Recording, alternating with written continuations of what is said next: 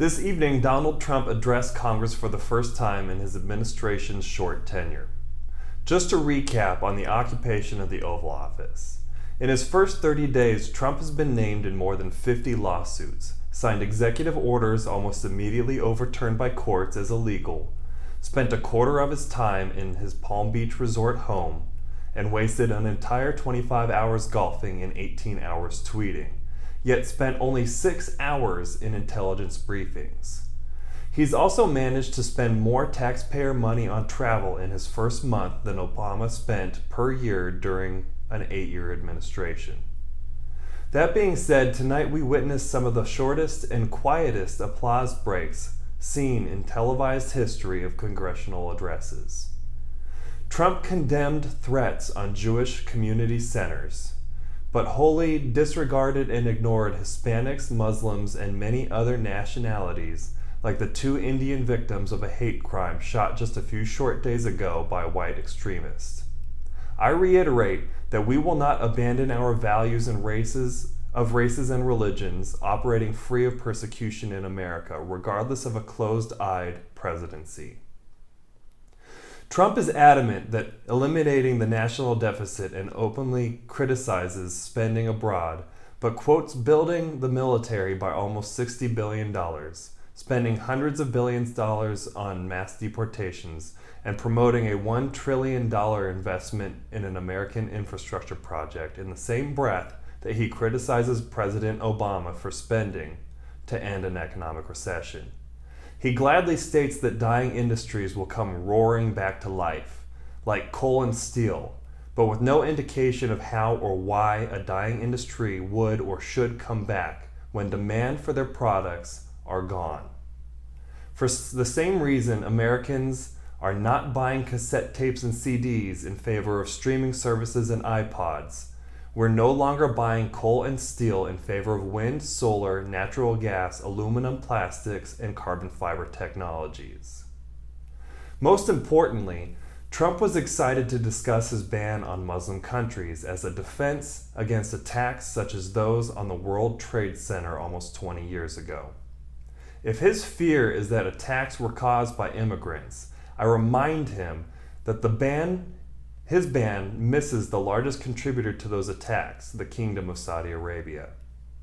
Finally, in a push to American ingenuity, he cited Alexander Graham Bell as an American pioneer of technology, but forgets that Bell was a Scottish immigrant in a time when Irish and Scottish immigrants were facing very similar criticisms to those of Hispanic and Middle Eastern nationalities today.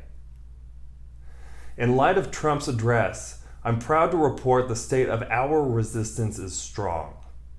Trump's rainy inauguration of only 160,000 attendees was overshadowed by not only Obama's 1.8 million attendees in 2009, but also record-setting peaceful demonstration of 500,000 Women's March attendees in D.C., 408 domestic marches attended by 3 to 4 million people from the Atlantic to the Pacific, and 673 marches worldwide, totaling approximate attendance of 5 million protesters in all. Marchers ranged across all 7 continents, including Antarctica. These have not been our only marches. We've hosted inauguration protests, airport protests against the targeted Muslim ban, protests against immigrant enforcement or executive orders, Not My President Day rallies, vigils for immigrant families, and days of immigrant and refugee rights. Across the country, voters turned out in record numbers to congressional town halls to let our elected officials know we won't stand up for this sort of behavior from them or our president.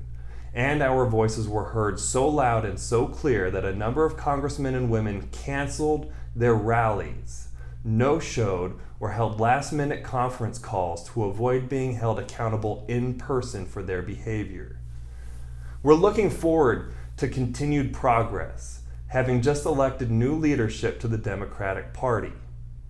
Upcoming marches for releases of Trump's tax returns, marches for love and unity with minorities, refugees, and immigrants, and rallies across the nation to ensure the voices of the science community are not silenced by those who would profit from anti-environment, anti-regulation, anti-vax, and disinformation campaigns.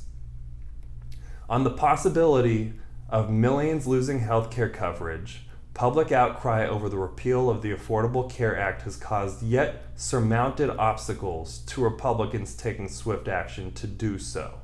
Yes, indeed, the resistance is strong. Our question remains how to continue to channel that strength.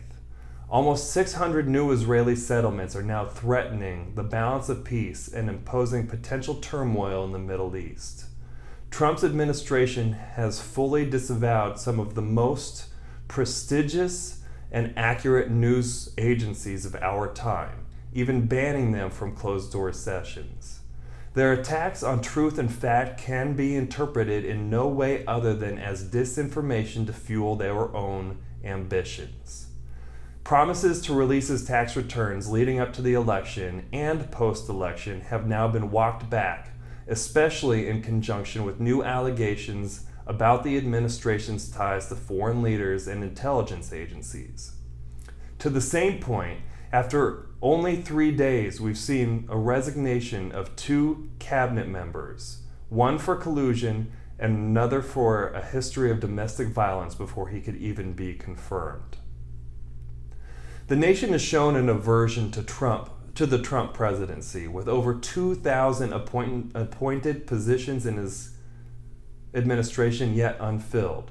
This temporary reprieve cuts the arms and legs needed for him to carry out his shameful, seminal political acts and dissolve social equalities like basic human and gender and racial rights in this nation.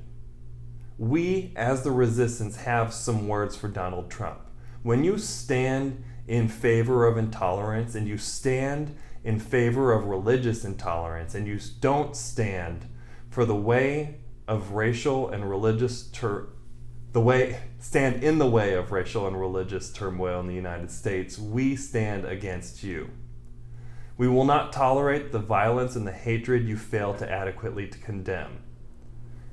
Every bridge that you have burnt down is one we will build back. When you stood in smugness in the hollowed halls of Congress this evening, you stood bearing the torch with which you burned our bridges of peace and unity.